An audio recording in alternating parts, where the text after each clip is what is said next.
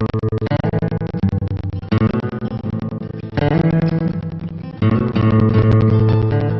is just a soldier. It's not anyone in particular, just a Connecticut soldier.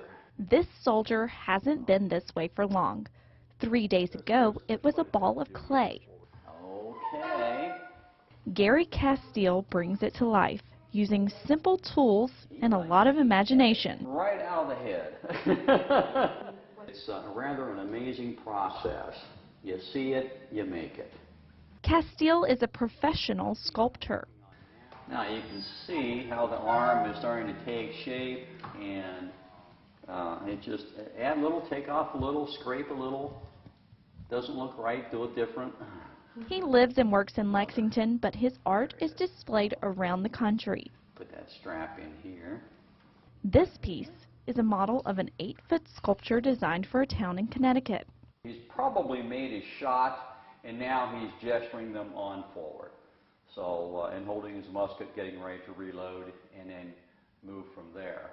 He has a unique understanding of the piece. And again, I've done so many of them in the past. I know what they are, know what they look like. And that experience makes his work seem like play. I hate to say this, but I guess there's really no tough part anymore. And I'm not bragging, it's just that they all kind of fall into place anymore. Maybe I'm getting too old with this stuff. Casteel's journey started in the hills of West Virginia. It's a long road with a lot of turns in it. He was one of 6 children and the son of a miner. There was never enough, but you just had to keep pushing it along to get it. And the majority of my brothers became coal miners and stayed in the mines. That's the people where I came from. That's what they did. Not very many left home and went far. From a young age, he had dreams of leaving home and becoming an artist. My 4th grade school teacher was showing me, well, actually, I walked up to her desk, and she had a book laying open, and there was a picture of Michelangelo's David. And I looked at that, and I was absolutely in awe of that marble. And I told her then, Mrs. Barlow, I said, that's what I want to be. Didn't even know the word, but that's what I want to do. And she said, then you want to be a sculptor. He credits his grandmother with instilling a passion in him to achieve his dreams. We'd climb up on this hill above the farmhouse, and she would always have me and her carry a blanket. And I start to cry because I think about this. But anyway, we'd go up on this hill, and when the wind would blow, and she would take this blanket and hold it up over her head, and the wind would start the blankets to whip, and she'd say, isn't it wonderful to feel that you could fly? And I took to that rather quickly. Casteel's grandmother was a Choctaw Indian and had overcome great adversity in life. She gave Gary a name that he tries to live up to. My name that she gave me was Nani, and Nani in Choctaw means the dreamer. She said, you are my Nani, and you will be the dreamer. And you will do wonderful things, and before you die, everyone will know of them. And I find it fascinating. And it doesn't make me any better than anyone else or make me famous or whatever. It was encouragement, and I know that. He started off in the coal mines of West Virginia, working like the other men in his family. That's until an event changed his course. Was underground loading some coal that we had just shot down. And during lunchtime, of course, you open your dinner bucket and you start eating your meal. You just kind of plop down by the wall in the mines. And so you always had this big piece of chalk. And after you've loaded your car with coal, you took your chalk and you wrote your number on it, or you hung a little brass tag on.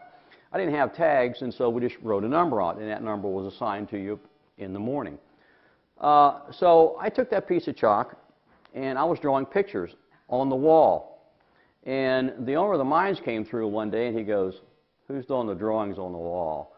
And everybody went, "He did it." And so he said, if you can draw, I'll teach you how to do the mind maps. Because I saw it as an opportunity to make that living, to give me the ability to do what I truly wanted to be. That was to sculpt and paint. He knew he wanted to be a sculptor, but he took a unique route to learn the trade. I actually left home after high school and did not know where to go to truly become a sculptor. The teachers at the high school I attended and graduated from kept telling me the Rhode Island School of Design was the place to go at that time, and so I had no idea, just a dumb hillbilly out of the mountains, go to Ridsley and go to school. Well, I found out once I got there, and I thumbed my way up there, that it took money to go to school. And gee, who has money? However, the admissions office pointed him in the direction of two visiting stonecutters from Italy. They asked me to see some work. I had some sketches with me. I showed them some sketches. They liked them enough to say, well, stick around with us. You can help clean up the studio, the classroom, whatever, and stay with us, and we'll see how things go. So I stayed with them for a few weeks, and about a month and a half, actually. And then right before they left, they said, would you like to go back to Italy with us? So the boy from the hills of West Virginia headed off to Italy to study with the masters. Casteel remembers his first task in Italy. They took me out to the studio, which was just a big old stone building, and threw that sheet on the floor, gave me a pad of paper, a piece of charcoal, and said, draw the sheet. So I drew it, and I drew it, and I drew it, and I kept drawing it over and over. At the end of the day, they came in, looked at it, and said, okay, tomorrow we'll do something else. The meticulous attention to detail is something he has maintained throughout his career. His sculptures are accurate down to the buttons. Perhaps his most famous piece of art is one that lies on the hallowed grounds of Gettysburg, Pennsylvania. The General James Longstreet Memorial, or Old Pete as Casteel fondly refers to the piece, is the highlight of his career so far. It's an equestrian, and very, very few sculptors ever get a chance to sculpt an equestrian monument. James Longstreet was a Confederate general who fought at the Battle of Gettysburg during the Civil War. He was the commander of the Army of Northern Virginia. Casteel's sculpture is the only monument at Gettysburg dedicated to a Confederate officer who fought on the battleground. However, it was one very small detail that brought attention to the statue. At Gettysburg, they have found over the years that a raised hoof means the rider was wounded in battle. Two raised hooves means he was killed in battle. And it just happens. It was never, ever planned. So I had submitted about a dozen designs. They were all rejected, and finally we came down to the equestrian piece that I did that was approved by the new park superintendent.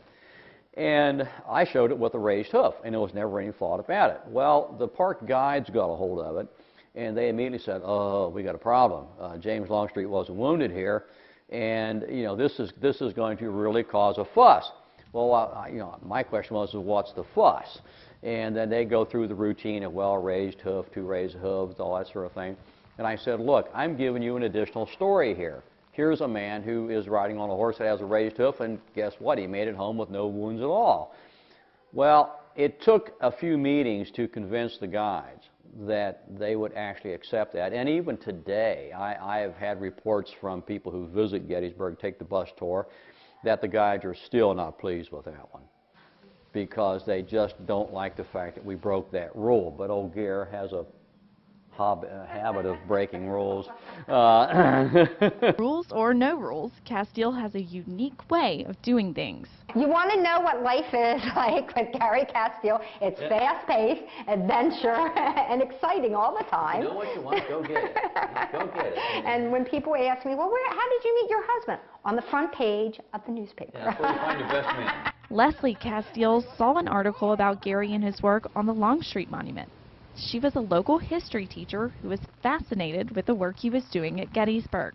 I happened to call the foundry and ask if Gary was there, and told him that I was an acquaintance and just interested in learning more about the memorial and wanted to congratulate him. But Casteel wasn't there.